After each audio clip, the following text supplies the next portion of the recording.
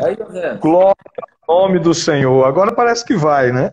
acho que sim, viu? Tava complicado demais. Rapaz, o que é que a gente fala Tava, sobre honra e tava travando, reconhecimento hoje? tava travando muito. Glória a Deus. É, verdade, verdade. Mas agora vai dar certo, em nome do Senhor Jesus. Jesus. José, eu tava lendo hoje algumas coisas, né, sobre o tema, Sim, e eu acho que das passagens, dos versículos mais primordiais, digamos assim, das temáticas, né, é o de Êxodo, né, 20:12. Concorda comigo? Né? Êxodo 20, versículo Versículo 12, é um 12. dos textos, é sim um dos textos muito fortes sobre o Honra assunto. teu pai e tua mãe, né? Já é aquela promessa, né? Já E é aí, uma grande promessa. Porque quando a gente olha a escala, já começando aqui a falar sobre o assunto, quando a gente olha essa escalada de honra na Bíblia, a gente começa com honra a Deus, não é? Honra aos pais, aí vem a honra às lideranças. Só que o que a gente esquece muito é que honra está ligada a reconhecimento. Então, sim, as pessoas às vezes honram sem reconhecer. Honram uma patente, mas não reconhece o que está ali, não é? Nessa questão espiritual. A honra está diretamente ligada ao reconhecimento. Se não houver um reconhecimento, a honra não passa de bajulação, pode ser qualquer outra coisa, mas não é honra. Ela está acompanhada de reconhecimento. Então, quando a gente olha para honra a Deus, aí vem a honra aos pais, honra a liderança constituída sobre nós, não é? Deus constitui sobre nós. Aí a honra entra na família, dos pais com os filhos também, porque os pais também devem honrar algumas questões familiares entre esposo e esposa, e por aí se estende. Né? Um dos erros, dos textos mais fortes sobre honra, para mim, pessoalmente, é 1 Samuel, no capítulo 2, no versículo 30. 30. Sim. Esse texto é muito forte. Ele é muito pesado até. Não é? Porque nós vamos ter uma palavra de Deus sobre o que é honra. Aí Deus vai dizer o seguinte, porque é uma palavra de Deus direcionada ao sacerdote Eli. Deus vai dizer assim: portanto, diz o Senhor, o Deus de Israel, 1 Samuel, capítulo 2, versículo 30. Portanto, assim diz o Senhor, o Deus de Israel, na verdade eu tinha falado que tu e a tua casa e a casa do teu pai andariam diante de mim perpetuamente. Porém, agora diz o Senhor, longe de mim tal coisa, porque aos que me honram, honrarei. Porém, os que me desprezam serão esquecidos, envelhecidos, desprezados, dependendo da versão. Então, você tem uma palavra de Deus dizendo assim: eu te fiz promessas, eu disse que tu, a casa do teu pai, os teus filhos, os teus descendentes, andariam para sempre diante de mim. Portanto, agora diz o Senhor, longe de mim, cumpri o que falei. Você já imaginou um negócio desse? Verdade. Longe de mim cumprir o que falei a teu respeito. Por quê? Porque muita gente desconhece que as promessas de Deus, elas estão baseadas no princípio de reconhecimento, de honra e de obediência. Nós só temos 5 promessas na Bíblia incondicionais. Todas as outras estão condicionadas a esse princípio de honra, reconhecimento e obediência. Quando esse princípio é quebrado, Deus não tem por que cumprir o que disse. Porque é um engano nosso dizer assim: se Deus prometeu, vai ter que cumprir. Opa, era lá. Tudo que Deus promete tem condições. E essas condições estão dentro dessas 3 bases: honra, reconhecimento e obediência. Por isso que ele vai dizer: se ouvirdes atentamente a voz do Senhor, se fizerdes conforme eu vos tenho falado, se disser... tudo tem um se. Só tem 5 promessas incondicionais na Bíblia. Todas as outras estão condicionadas ao princípio de honra, reconhecimento e obediência. Então Deus está dizendo aqui para um homem que ele tinha dito: eu disse que tu e a tua casa estariam para sempre firmados diante de mim e que vocês seriam sacerdotes perpetuamente. Agora, assim diz o Senhor, longe de mim cumprir o que falei. É muito pesado isso. Aí Deus vai explicar. Porque aos que me honram, eu honrarei. Porém, os que me desprezam, eu desprezarei, esquecerei, serão envelhecidos. Isso é muito pesado, né? Verdade. Muito, muito pesado. Muito pesado. Então se, Aí se nós temos. você não honrar Deus, né, os propósitos de Deus, então ele não tem compromisso. Não, ele não vai cumprir o que falou ao nosso respeito. O que Deus fala ao nosso respeito, seja uma palavra profética, ou seja na revelação do nosso propósito, todo mundo nasce com um propósito. Eu acho isso lindo em Deus. Porque Deus cria cada pessoa para um propósito. Primeiro ele cria o propósito, é assim que a Bíblia diz. Depois ele nos cria para o cumprimento daquele propósito. Deus não criou o Gleito e ficou imaginando, o que é que eu vou fazer com o Gleito? Não. Quando Deus criou o Gleito, já sabia, já tinha feito um propósito para ele, tinha feito um propósito para mim. Então, na revelação desse propósito, nas promessas que ele fez, tudo isso está condicionado. A lei bíblica é uma lei. Honra, reconhecimento e obediência. Tudo está condicionado aí. Por isso Deus está dizendo aqui com Eli. Eu prometi que tu, a tua casa, a casa do teu pai. Nosso pastor Francimar está entrando aí, ó. Forte abraço, viu, pastor? Saudade do Senhor, uma honra estar aqui, viu? Deus abençoe. Então, como eu estou dizendo, ele prometeu uma promessa linda feita ali. Tu, a tua casa, teus filhos. Mas agora, como você me desprezou, como você preferiu seus filhos, como você encobriu o pecado dos seus filhos, como você não fez o que estava tratado entre nós, então eu não vou cumprir, longe de mim fazer isso. Aí ele vai colocar o Samuel aí na vez, né? Vai colocar o Samuel aí na vez. Esse é um princípio muito forte. Por quê? Quando nós olhamos para o princípio de honra e reconhecimento, ele está ligado ao culto, Gleito. Você já viu como é os nossos cultos? Quando eu digo nossos, estou generalizando, né? Claro que existem exceções e essas exceções, graças a Deus, existem. Mas as pessoas não sabem para que estão num culto. Não é? A gente vai para um culto e não tem ideia do que é culto.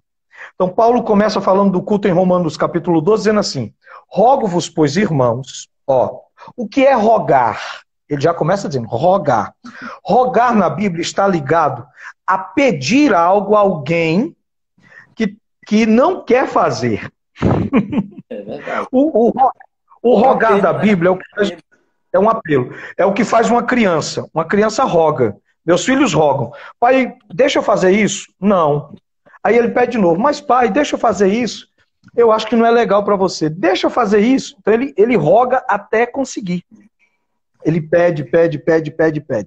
Então Paulo está dizendo assim, o que eu vou pedir a vocês agora, eu sei que não é fácil. Eu sei que vocês não querem. Mas eu vos rogo, pela compaixão de Deus, olha como é sério o negócio, que apresentei os vossos corpos como um sacrifício vivo, santo e agradável a Deus, que é o vosso culto. Começou aí. Então, o que Paulo está dizendo, ele está fazendo a representação de um culto onde a honra e o reconhecimento existem. Eu sou um sacrifício vivo, santo e agradável a Deus, que é o nosso culto racional. Culto tem razão de ser. Culto tem liturgia. Eu vejo aí uma moçada dizendo assim, vamos quebrar o protocolo. Meu irmão, se o sacerdote quebrasse o protocolo no Antigo Testamento, fogo vinha e matava. Quem determinou o protocolo foi Deus. Então, claro, nós temos a liberdade no Espírito Santo, mas a liturgia, ou seja, a condução do culto em santidade, em sacrifício vivo, agradável a Deus. A palavra culto, Gleito, ela vem da palavra cultivar. Quando Deus criou Adão e o colocou para cultivar o Éden, ali era um culto. A palavra culto vem de cultivar, do hebraico, ela vem de cultivar. Então, no culto, o que eu cultivo? Eu cultivo a minha experiência com Deus, a adoração a Deus, a interação com os outros irmãos. Eu estou cultivando algo para colher depois. Qual é o nosso problema? A gente vai para o culto colher. Quando eu vou para o culto colher, receber, que a gente até diz assim, vamos para o culto receber. Quando eu vou para o culto colher, receber, o que é que eu estou cultivando? Não. Estou cultivando nada. Porque eu fui lá receber. Mas Deus está lá para receber. Quem recebe? Nenhum nem Eu outro. quero receber. Então, o que é que vai acontecer? Nós vamos oferecer a Deus cultos vazios. Cultos vazios de honra. Cultos vazios de reconhecimento. Não é à toa que a Bíblia diz, guarda o teu pé quando você entrar na casa de Deus. A gente está esquecendo esses princípios de honra no culto a Deus.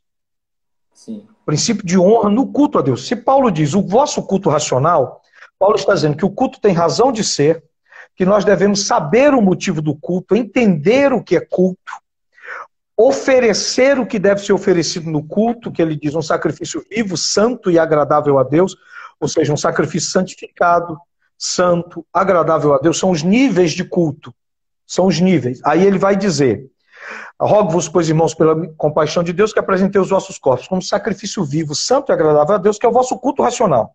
Aí ele vai dizer, e não vos conformeis com o mundo. Então, eu tenho culto, eu tenho outra parte. Não me conformar com o mundo, mas renovar a minha mente pelo conhecimento da palavra de Deus. Olha o trâmite todo. Eu me ofereço como culto, santo, vivo e agradável, racional, não me conformo com o mundo, não é? Mas transformo a minha mente, metanoia, pela palavra de Deus. Quando tudo isso acontecer, olha o resultado. Para que experimenteis a boa, agradável e perfeita vontade de Deus. Como é que as pessoas alcançam a boa, a agradável e perfeita vontade de Deus se elas não sabem cultuar? Se elas desprezam a honra e o reconhecimimo? Zé, tem pessoas que erram a sequência, né? Boa, a gente diz assim, boa, perfeita e agradável. É boa, agradável e perfeita. Não, e perfeita. Porque quando a Bíblia fala sobre isso está na Bíblia inteira, isso é um princípio. A vontade boa, agradável e perfeita. São os 3 níveis de relacionamento com Deus. A vontade boa está ligada à adoração, ao reconhecimento. Adoração quer dizer colocar a cabeça nos pés. Então a vontade boa começa assim, quando eu reconheço Jesus como meu Salvador, quando eu reconheço Deus como Senhor da minha vida, eu ponho a minha cabeça nos seus pés. É a vontade boa. É que todos venham à salvação, que todos reconheçam. A vontade agradável está ligada às mãos de Deus, ao favor. Então eu vou para a vontade boa nos pés. Então eu venho para a vontade agradável, as mãos. E aí vem o louvar.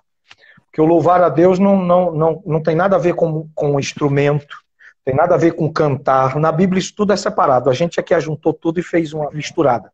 Na Bíblia adoração é uma coisa, louvor é outra, cantar é outra, instrumentar é outro. Cada uma é uma coisa diferente. Louvar quer dizer beijar a mão. Só se beija a mão em reconhecimento. Eu acho que você ainda é do tempo. Talvez até hoje você pega aí na mão do pai, da mãe. Benção pai, benção mãe. Louvar significa justamente isso. Da avó, né? Beijar a mão, você está louvando, você está reconhecendo que aquela pessoa tem um valor especial para você e isso é honra. Então, o favor está ligado às mãos de Deus. É por isso que é o lugar agradável. O lugar agradável é esse. Quem não quer ficar recebendo? Recebeu a mão de Deus. É verdade. Tem o favor de Deus. E 99% dos crentes não saem do lugar agradável. Do me dá, me dá, me dá, me dá, me dá, me dá. Porque a vontade perfeita é que está ligada à face de Deus. Pouca gente alcança. Muita gente alcança os pés e alcança as mãos, mas a face. A face de Deus só se alcança com reconhecimento e honra. Não se alcança de outra maneira. O jejum, a oração, te dão as mãos, te dão os pés, mas a face, o segredo de Deus, a revelação de quem Deus é, parte do princípio de honra e reconhecimento. E olha o que eu te disse aqui, nós estamos falando só sobre o reconhecimento a Deus aqui. Estamos só arranhando. A face de Deus está ligada muito, muito a isso. A esse reconhecimento, isso te dá a face de Deus. Salmo 25, 14, ó. O segredo e a face do Senhor é para os que o honram, e ele lhes mostrará a sua aliança. Então, a face de Deus... Como exemplo Que via Sim, a face de Deus? sim. Falava com Deus face a face. Abraão. Moisés falava com Abraão e muitos outros que tiveram a face de Deus, encontraram a face de Deus. É porque a gente gosta da vontade agradável. É por isso que eu estou dizendo aqui, Glei, que é difícil demais passar para a vontade perfeita. Porque a vontade agradável é uma vontade que Deus tem para você. Prosperidade física, prosperidade espiritual, prosperidade financeira, as bênçãos de Deus derramadas sobre você em resposta à sua fidelidade nas ofertas, nos dízimos. Você vai ser agraciado de muitas maneiras. Você vai ter a mão de Deus te ajudando, te curando, te protegendo. Mas a face de Deus, ou seja, o coração, a mente de Deus, é para aqueles que lhe honram. E lhe honram independente do que tem na mão. Porque, olha, para mim sair do nível das mãos para o rosto é difícil. Por quê? Porque aqui é agradável. Na vontade agradável, você recebe tudo. Na vontade perfeita, Deus te pede tudo. Aí é que está o negócio. Na vontade agradável, você recebe tudo. Na vontade perfeita, ele pede tudo de você. E é por isso que as pessoas não, a maioria de nós não alcança a vontade perfeita, a face. Porque ele pede tudo. A gente gosta muito da vontade agradável. Ó, a gente lê, por exemplo, um texto que todo mundo cita e ama. Efésios 6, versículo 10. Paulo também falando, vai dizer assim: no demais, irmãos meus, revesti-vos do Senhor e da força do seu poder. Tomai toda a armadura de Deus para que possais estar firmes, né? Contra toda astuta cilada do diabo. Aí ele vai começar. Tomai o capacete da salvação.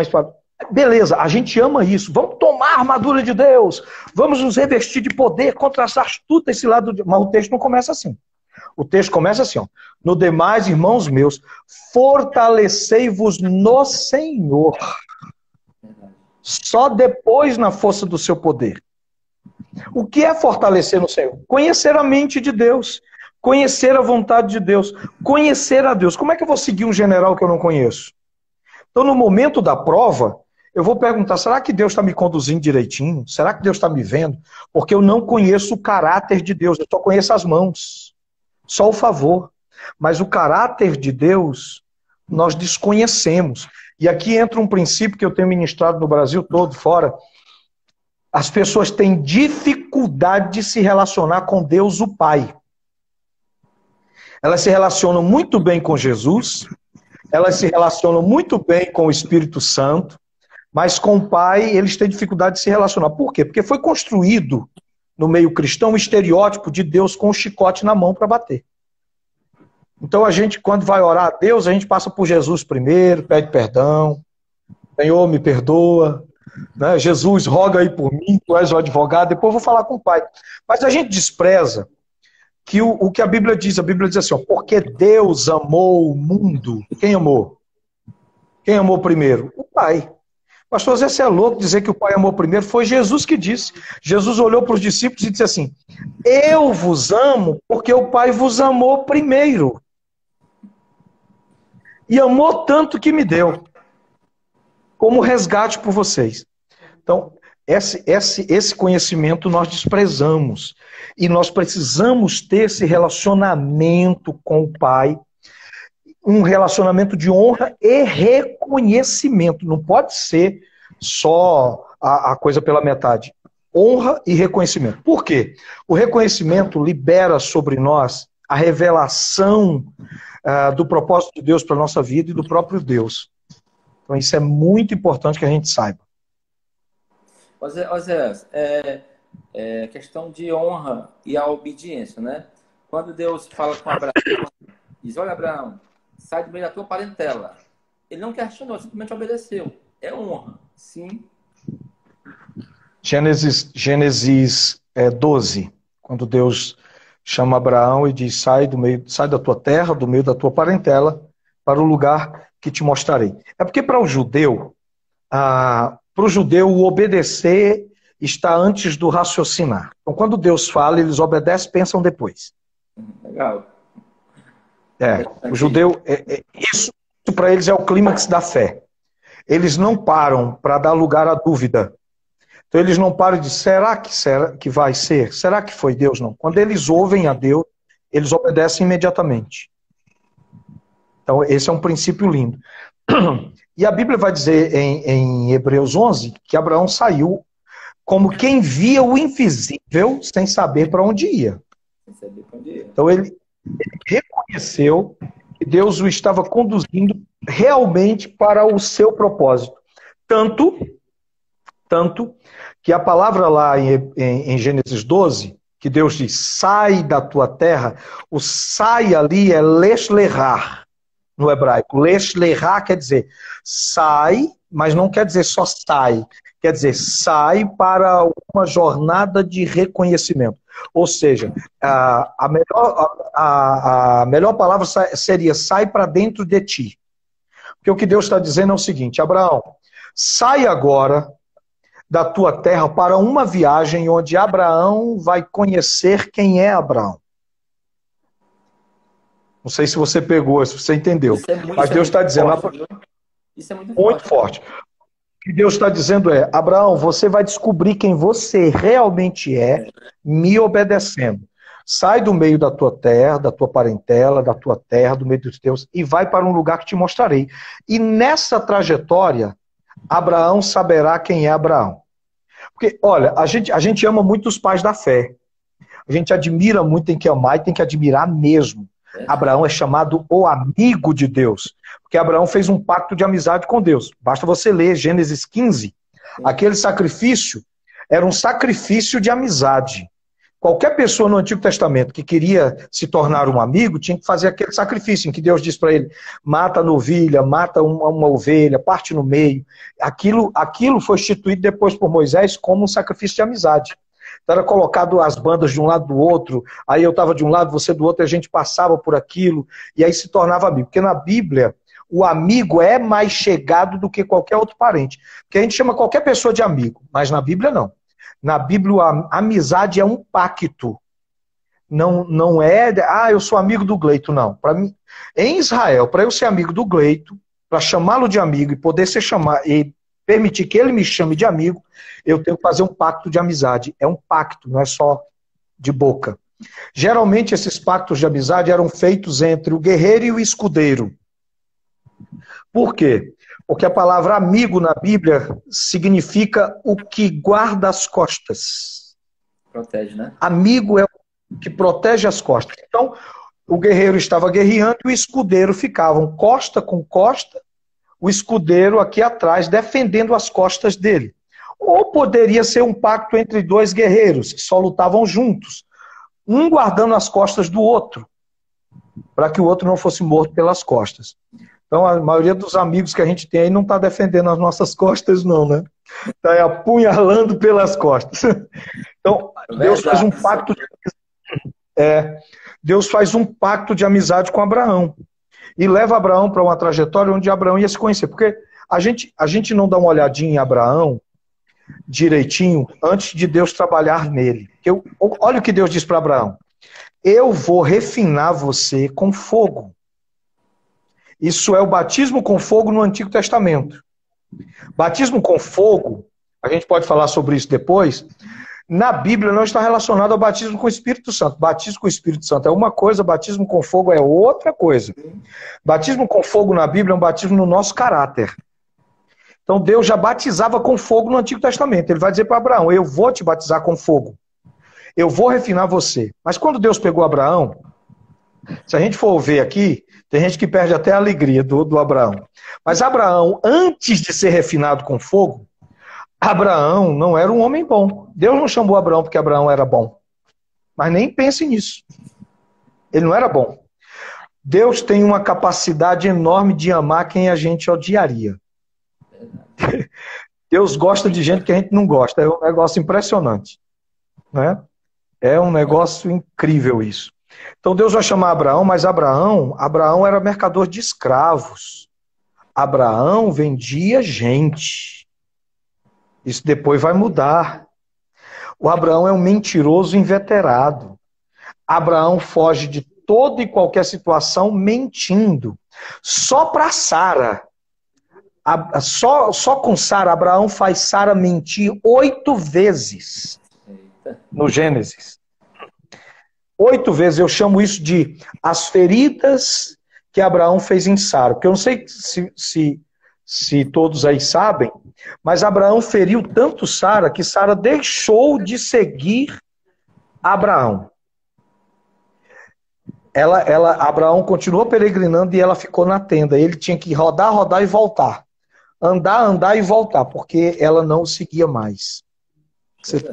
Aí você entende como é o negócio aí. Mas Deus foi passando Abraão no fogo, e nessa trajetória, Abraão se conheceu e entendeu a sua dependência de Deus. Deus diz para ele, não leva parente, ele leva.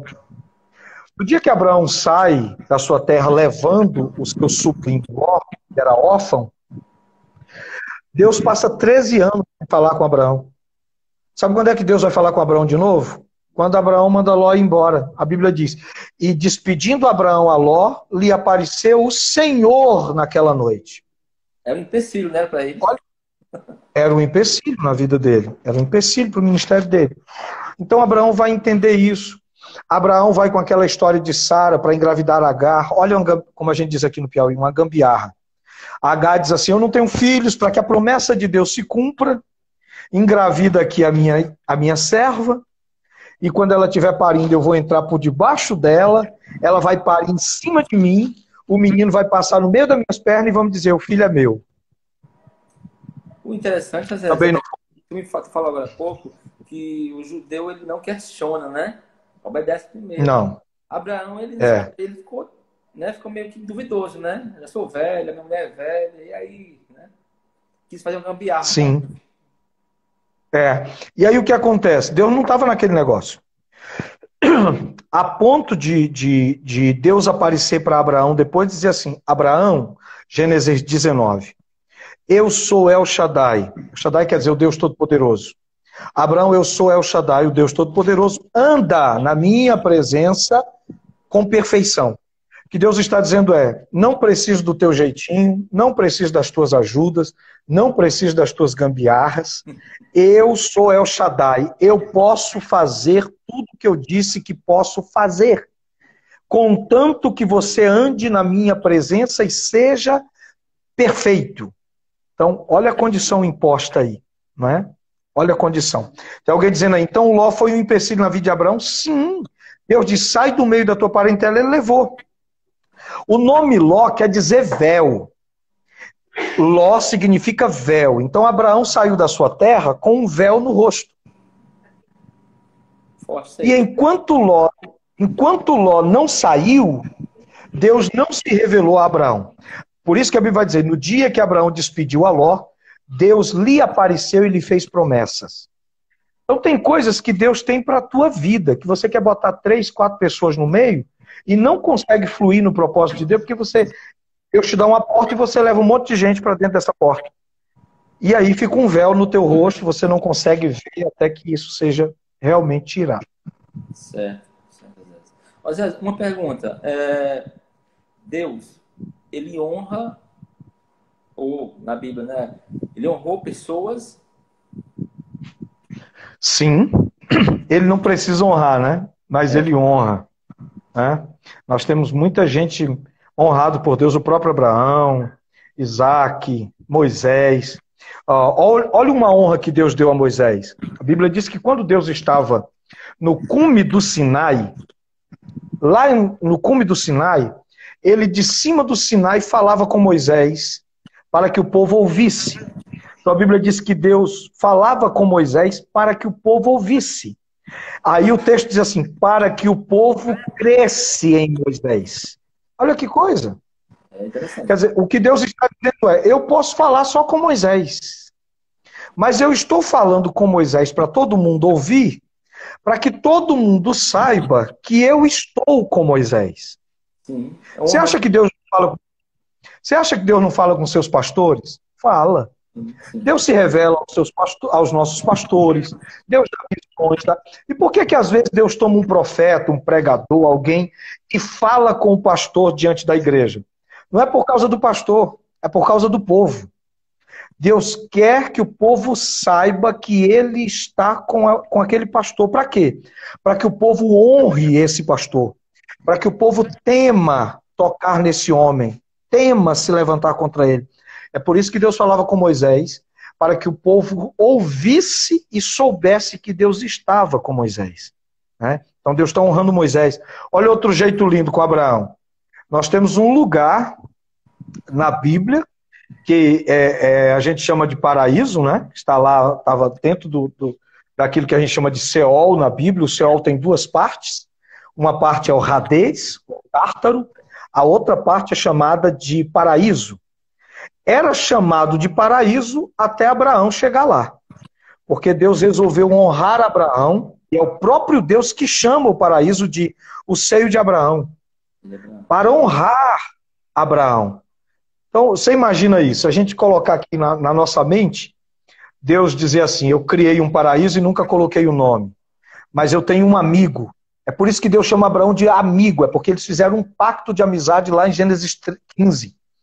Então ele disse, eu tenho um amigo e eu quero honrar o meu amigo, então eu vou chamar o paraíso, coloca uma placa aí, anjo. É claro que eu estou parafraseando, não vão pensar que está escrito. Não é? Põe uma placa aí, anjo. Põe a placa aí, seio de Abraão, porque eu quero honrar o meu amigo. Então, nós vamos ter muito disso na Bíblia, muito. Por isso que Deus diz assim, eu honro os que me honram. 1 Samuel, capítulo 2:30. Mas se você honrar a Deus... Eu gosto muito, acho interessante, aliás, quando Deus ele vai castigar, se não me engano, o povo de Israel, ele diz assim, ó, ainda que Abraão, né, Samuel e Moisés me pedissem... Samuel... É isso? Sim, porque esses três são os três maiores intercessores do Antigo Testamento. Sim. Né? São os três maiores, o Moisés, o Samuel, o Abraão, aí também Deus também vai citar em uma outra passagem o Daniel. Sim. São os maiores intercessores do Antigo Testamento. E dessa vez Deus está com tanta raiva do que está fazendo em Israel a Manassés, que Deus diz assim, ainda que estivesse aí no meio de vocês, esses homens orando juntos, eu não os ouviria. Você imagina? Tá com raiva. É porque o Israel desonrou demais. Deus não responde à desonra. Deus nunca vai responder à desonra. Deus nunca vai responder a barganhas.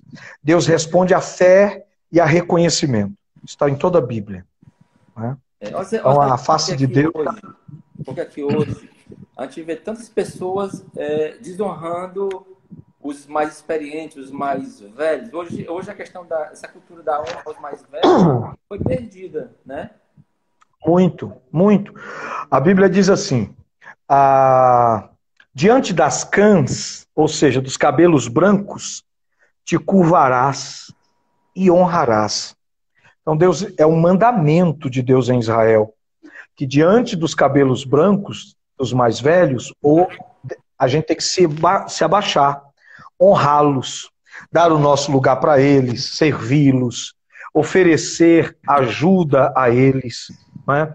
Porque não há esse princípio de honra. E nós perdemos muito com isso. Muito. Porque Deus estabeleceu.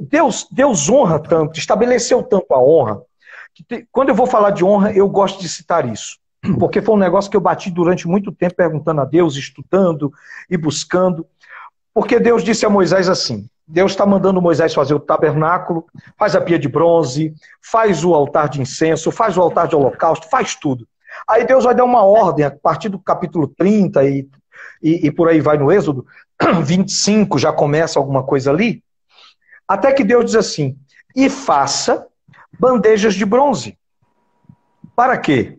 Para recolher as cinzas do altar. E colocarás sobre estas bandejas, porque santas são as cinzas. Eu acho isso aqui tremendo, porque o que Deus está dizendo é, quando o sacerdote for colocar a lenha nova para queimar, ele tem que recolher as cinzas para um lugar santo, para um lugar sagrado em uma em uma vasilha consagrada, ungida. Aí Deus vai mandar jogar essas cinzas em lugares sagrados, vai mandar guardar uma parte dessas cinzas. Quando o povo pecava, essa cinza era jogada sobre o povo. Você vai ver ocasiões em que essa cinza era misturada com a água e o povo tinha que beber. E eu fiquei assim, Senhor, por que é que o Senhor preserva tanto as cinzas? O que é que o Senhor tem para dizer aqui? E aí eu entendi na Bíblia, entendi através de tudo que estudo, que leio, que as cinzas ali, o Espírito Santo trouxe isso ao meu coração. O que são aquelas cinzas?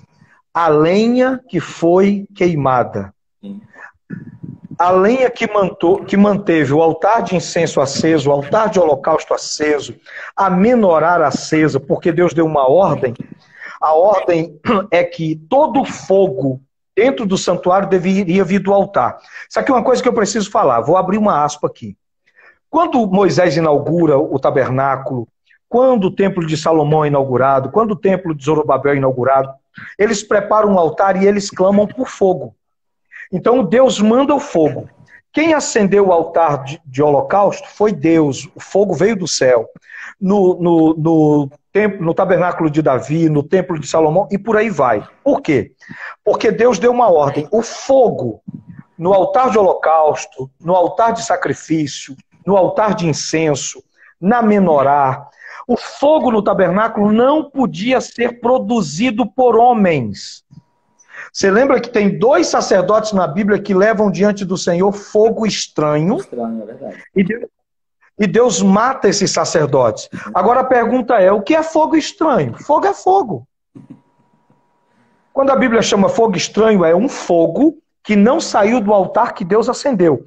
Por isso que está lá em Levíticos 13, o fogo arderá continuamente sobre o altar, não se apagará.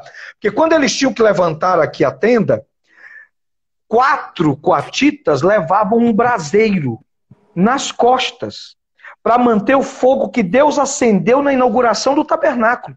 Então eles andaram no deserto o tempo inteiro com esse fogo, ele não podia apagar. Então era constantemente a cinza era retirada e madeira nova era colocada em cima do fogo, para manter o fogo que Deus acendeu. E isso diz respeito à nossa vida, Gleito. O fogo, quem acende na nossa vida é Deus, mas a manutenção somos nós que damos. Através do jejum, da oração, do estudo da palavra, do tempo de meditação, para manter o fogo aceso. Então você imagine essa luta. Toda hora o sacerdote tinha que ir lá, a cada 3 horas, recolher a cinza do altar, colocar lenha nos turnos que Deus determinou. E não podia jogar a cinza fora, ela precisava ser recolhida para um lugar sagrado. O que é que Deus está dizendo? A lenha que foi queimada precisa ser honrada. De novo, a lenha que foi queimada precisa ser honrada. O que é que Deus está dizendo? Os ministros que queimaram a sua vida no altar de Deus, que deram a sua vida ao ministério, quando o ministério deles acaba, eles precisam ser recolhidos com honra. Eles não podem ser jogados fora, abandonados, esquecidos. E a sabedoria deles precisa ser consultada. É a cinza sendo jogada sobre o povo. É a cinza misturada com água para o povo beber. Então, de vez em quando, a gente tem que consultar a sabedoria dos que agora são cinzas. Então, nós não podemos... Eu vejo muito... A nossa juventude precisa entender isso. Porque eu vejo muito jovem dizendo assim, aqueles velhos, né, que querem mandar na igreja e tal. A gente precisa entender que cada geração, ela não é uma geração que vem para desfazer o que passou atrás. Nós estamos dando continuidade ao que eles fizeram. Eles tinham um tempo de revelação. E eles agiram conforme a revelação que tinham naquele tempo. Nós temos um outro tempo de revelação. Porque a revelação na Bíblia, Gleito, ela é progressiva. Ela vai aumentando com o passar do tempo, assim como a graça. Ela superabunda. A gente precisa entender isso. Então, graças a Deus, aqueles homens rudes, se eles não fossem rudes, eles não tinham conseguido implantar o reino como plantaram. Verdade. Eles não teriam enfrentado como enfrentaram.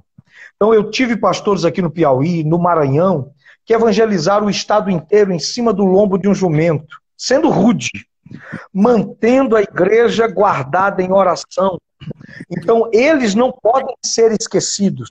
Ah, aquele pastor, não, não. Eles têm que ser recolhidos em um lugar de honra. A gente não pode deixá-los.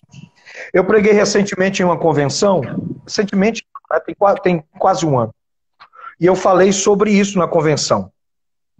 E aí falei para os obreiros mais novos. Na hora da convenção, eu até chamei, isso foi em Manaus, eu disse, aonde estão os pastores que foram jubilados? Que são jubilados, que estão aqui, que não têm um carro para andar. Aí veio aqueles pastorzinhos, não tem um carro, você não tem um carro. Vieram uns 20, 30 pastores, que não tem uma casa. Rapaz, como é que esses... Aí perguntei para alguns com 50 anos, 60 anos de ministério, não tem um carro, não tem uma casa. Então eu falei sobre isso lá, sobre as cinzas. E eu perguntei, será que eles podem sair daqui com um carro e uma casa? Aí a convenção toda se moveu para dar um carro para eles e providenciar uma casa para cada um, ficar na velhice. Moravam de aluguel, alguns com seus filhos. A cinza não pode ser esquecida, ela tem que ser honrada. É honra, viu? A cinza não pode ser esquecida. Então muitos desceram dos seus lugares, choraram, abraçaram. Foi um mover lindo que Deus fez ali. A cinza não pode ser esquecida. E a lenha que agora queima, eu e você, Gleito, vamos ter cinza um dia. E o que define como nós seremos tratados é como tratamos as cinzas hoje. Sim. Porque se nós ensinarmos essa geração a jogar a cinza fora, eles vão nos jogar fora também. Verdade. Não podem ser esquecidos. Os pastores que fizeram história, eles precisam ser lembrados. Eles precisam receber um telefonema nosso, pelo menos para dizer muito obrigado por tudo que o Senhor fez por nós. Se eles não fossem assim, rudes, eles não tinham.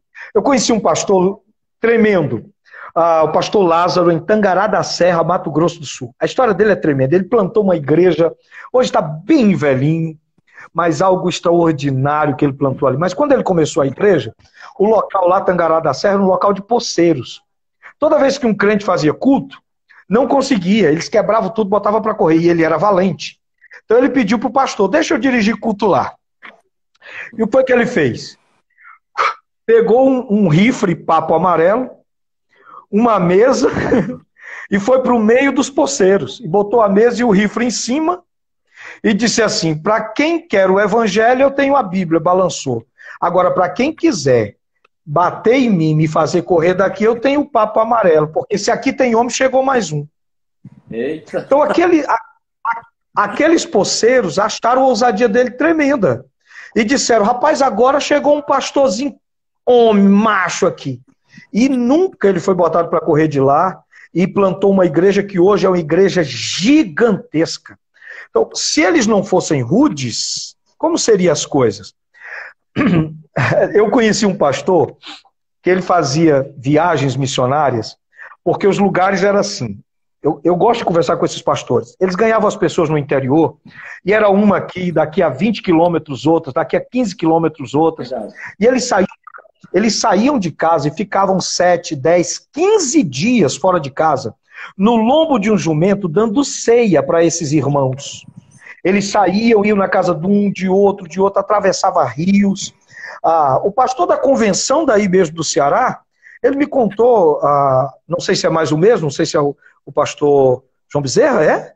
Não é mais? Não, o da convenção, não sei dizer essa informação não sei dizer não. Da convenção. Aí, o que era? Se não for, é o que era. Sim. Ele fazia muito isso.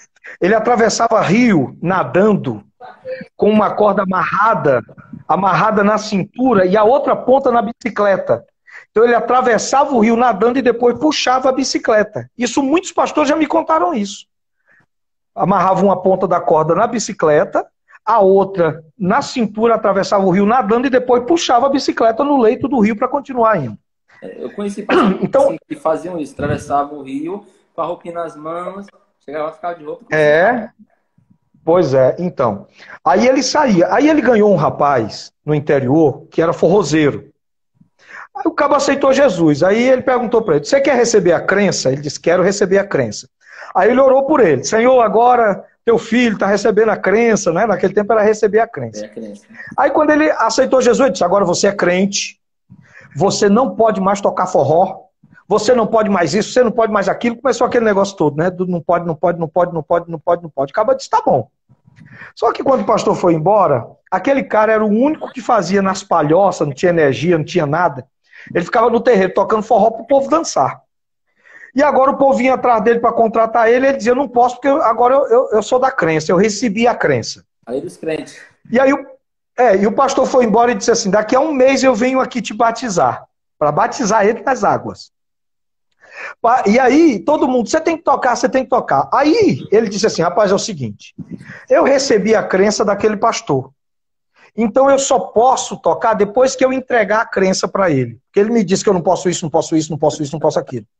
Então quando o pastor vier, eu vou devolver a crença e eu volto a tocar forró. Todo mundo, então tá bom. Quando o pastor chegou, ele disse, pastor, eu quero devolver a crença. Aí o pastor disse, você quer devolver a crença? Quero. Aí ele disse, pois então se ajoelha. Ele disse, para quê? Você não aceitou a crença de joelho? Então você tem que devolver a crença de joelho. Essa era a inteligência desses homens rudes. Quando o homem se ajoelhou, ele botou a mão na cabeça do homem e começou a orar. Senhor, teu filho está devolvendo a crença. E a partir de agora não é mais teu filho, é filho das trevas novamente. É filho do diabo. Então, Senhor, devolve para ele as maldições. Põe sobre ele toda a desgraça que saiu, os demônios que saíram, volte. Aí começou a orar desse jeito. Porque o lugar dele é o inferno o aguarda, porque ele te rejeitou. Aí ele disse que estava orando, o homem segurou na mão dele aqui em cima da cabeça e disse, ei pastor, ei, devolva bem aí a minha crença. E aí, devolva a minha crença. Aí ele começou, Senhor, teu filho já quer a crença de novo, então tira. Era o jeito deles. E o evangelho chegou a nós dessa forma. Agora é nossa vez. Nós não podemos esquecer a cinza, mas temos que queimar a nossa vida nesse altar para que outras gerações sejam alcançadas. Isso tem a ver com honra. Sim, sim. Ai de nós não fossem esses homens, né? Esses pastores que deram o sangue mesmo, né? Para que hoje nós estivemos aqui hoje, né? Pregando bem, divulgando. Porque um dia eles se esforçaram, um dia eles fizeram sacrifício, você falou, né? Andavam léguas a pé para a casa de um irmão, para dar ceia, para evangelizar. Muitas vezes meu pai saía, andava léguas para deixar a ceia de um irmão que estava doente.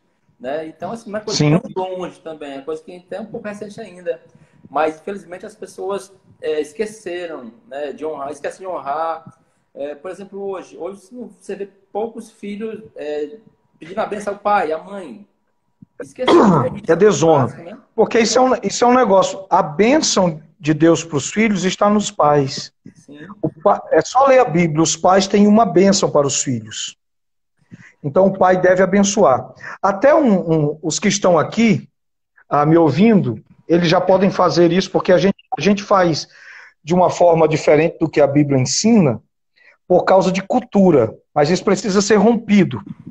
Por exemplo, quando a gente pede a bênção ao pai, diz assim, a bênção, pai, o que é que o pai diz? Deus te abençoe. Deus te abençoe. Mas não é assim que deve ser. Não, né? Claro que Deus vai abençoar, porque Deus sabe qual é a intenção dele. Mas Deus deu a bênção para o pai. Então é o pai que deve dizer, eu te abençoo, e dizer com que abençoa. Eu te abençoo com prosperidade, eu te abençoo com saúde, eu te abençoo com a bênção do Senhor. E comece a abençoar seu filho, libera sobre ele a bênção. Então toda vez que os meus filhos já chegam perto de mim, eles já dizem assim, pai, me abençoe. E eu digo, eu te abençoo em nome do Senhor, para que haja prosperidade sobre a tua vida, que o Senhor te guarde. Aí você começa a abençoar os seus filhos. Não é? Esse é o modelo bíblico. O modelo cultural é que Deus te abençoe. Tudo bem se os irmãos fizerem. Deus entende e não leva em conta o tempo da ignorância. Mas quem está me ouvindo já tem que corrigir. É verdade. É verdade. Viu? Essa é a bênção dos patriarcas, né? Sim. Eu te abençoo e diga com que abençoa. Não é? Eu te abençoo e digo... Deixa eu te falar uma coisa, que eu sei que a live aí dura 1 hora e eu acho que já está até perto disso. Não sei. Deixa eu dar aqui uma olhada. Está perto. Tem mais uns 10, 15 minutos aí. Mas deixa eu falar sobre essa questão de honra e reconhecimento. Algo sério. Porque isso aqui a gente podia fazer uma live de 12 horas. Eu ia ter muito o que dizer sobre isso. Vamos fazer outras. Tanto que eu tenho um seminário, As Engrenagens da Honra e do Reconhecimento na Bíblia, que ele é um seminário de 12 horas. Mas o que eu quero ler para você é Mateus 10, capítulo 40, versículo 42. Mateus 10, 40, 42, está escrito assim: quem vos recebe, é Jesus falando, a mim me recebe. Ó, quem vos recebe, ou seja, quem recebe um discípulo, Jesus está dizendo, a mim me recebe. Quem me recebe a mim, recebe aquele que me enviou. Então recebe a Deus. Aí ele vai dizer, ó, quem recebe um profeta na qualidade de profeta, recebe galardão de profeta. Quem recebe um justo na qualidade de justo, esse receber tem a ver com honra, porque em Israel o receber é te convidar para estar na casa, te dar água para lavar as mãos, lavar os pés, beijar a tua face e te honrar com um banquete. Então o que Deus está dizendo é, se você receber um dos meus discípulos, dar água para lavar as mãos, beijar o rosto e der a ele um banquete, você está fazendo por mim. Se você fizer isso com um profeta, você vai ganhar galardão de profeta. Deus está dizendo, ainda que você nunca tenha profetizado, vai receber o galardão de um profeta. Se você faz isso com um justo, honra e reconhece um justo, então você terá o galardão do justo. Aí ele vai dizer, qualquer um que que recebe um apóstolo, terá galardão de apóstolo, e assim sucessivamente. Por que é que eu quero dizer isso? Porque frequentemente nós queremos... Aí ele termina dizendo assim, e qualquer um que der um copo, ainda que seja um copo de água fria, a um dos meus pequeninos, ou seja, alguém que não é profeta, alguém que não é apóstolo, alguém que não é do ministério. Aí ele diz assim, em verdade vos digo que não perderá o seu galardão. Olha que coisa linda. Por que é que eu preciso dizer isso aqui antes de terminar? Porque frequentemente a gente quer honrar famoso. Vamos honrar o famoso da vez. O pastor famoso, vamos honrar o pregador famoso. A gente dá honra para os grandes. Vamos honrar o profeta. Vamos honrar o apóstolo. Vamos honrar o pastor. Vamos honrar. Eles precisam ter honra. Jesus está dizendo que devemos honrá-lo. Mas a honra e o reconhecimento é de baixo para cima e também é daqui para baixo. É de onde você está. Você dá honra para cima, mas dá honra para baixo. Quando eu faço isso por um profeta, recebo galardão de profeta. Quando eu honro um apóstolo, recebo galardão de apóstolo. Quando honro um pastor, galardão de pastor. Eu saio ganhando galardão desse povo. Aí Jesus diz assim, e quando eu honro um pequenininho, alguém que está abaixo de mim, o que é que eu ganho? Não ganha nada. Isso aqui é tremendo. Para quem está acima de mim, eu ganho tudo. Para quem está embaixo de mim, eu não ganho nada. Mas olha o que Jesus diz assim, ó. Quem honrar quem está abaixo de você, eu vos digo, não perderá o galardão que ganhou honrando quem está acima. O que Deus está dizendo é, honrando os que estão acima, eu ganho muita coisa, mas eu só mantenho o que ganhei se eu honrar o que está abaixo. Se eu não honrar o que está abaixo, eu vou perder tudo que eu ganhei honrando. Deixando numa linguagem simples. Todo tesouro que você ganha honrando quem é grande tem que ser guardado em um cofre chamado pequenino. Eita. Os pequenos são os cofres onde eu guardo o meu galardão. Tudo que eu ganho honrando quem está acima de mim é guardado nos pequenos. Porque se eu não honro os pequenos, eu perco tudo que ganhei. Por isso que Jesus está dizendo, quando você honrar um dos meus pequeninos, eu vos digo, você não ganha galardão, mas não perderá o que ganhou honrando os grandes. Então tem muita gente ganhando honra com os grandes, mas perdendo porque não honra os pequenos. Deixa eu te pedir uma coisa, Zé. Para tu salvar pois não. a live, tá certo? Salvar ela contigo e manda para ela. Vou deixar por 24 horas ela aqui. Mas tu salva no teu celular, viu? Salvo. Coisa. Tá bom. Vamos marcar outras lives contigo futuramente. Sim. Tá bom? Amém. Sim. Vamos lá. Já eu queria agradecer, ó, Zé. Que pena que as horas voam. Né? Quando eu falo contigo, muito rápido, né? As horas elas passam como segundos. Mas a gente nem arranhou. Não chegamos a honra a Bíblia, a honra a palavra na totalidade, a honra a Deus, aos pais. Os pastores. Eu tentei falar um pouquinho aí. Futuramente, tá? Para você nos ajudar, né? Eu vivo para a igreja. Esse é o meu propósito. Sem vocês eu não consigo realizar o meu propósito.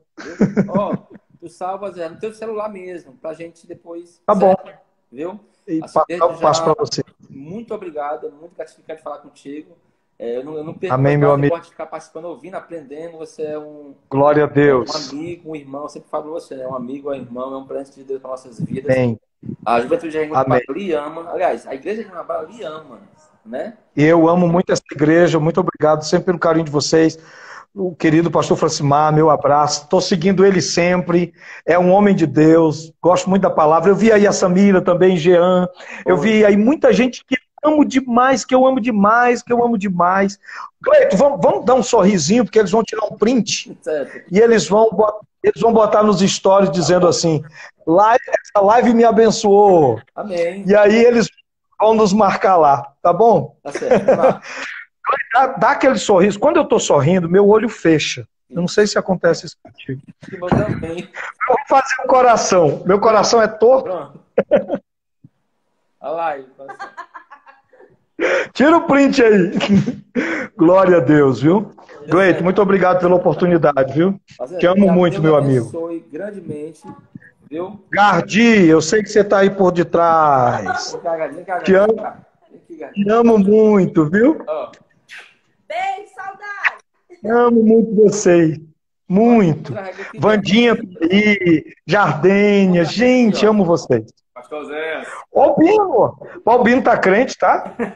Como é que Eu vou mandar o anjo do prumo visitar o Bino hoje. tá certo? Tá bom. Deus abençoe, viu? Amo vocês, viu? Obrigado. Amém. Muito obrigado, meu amigo. Fica na paz. Deus abençoe. Glória a Deus. Vai, Senhor. Tchau. Amém.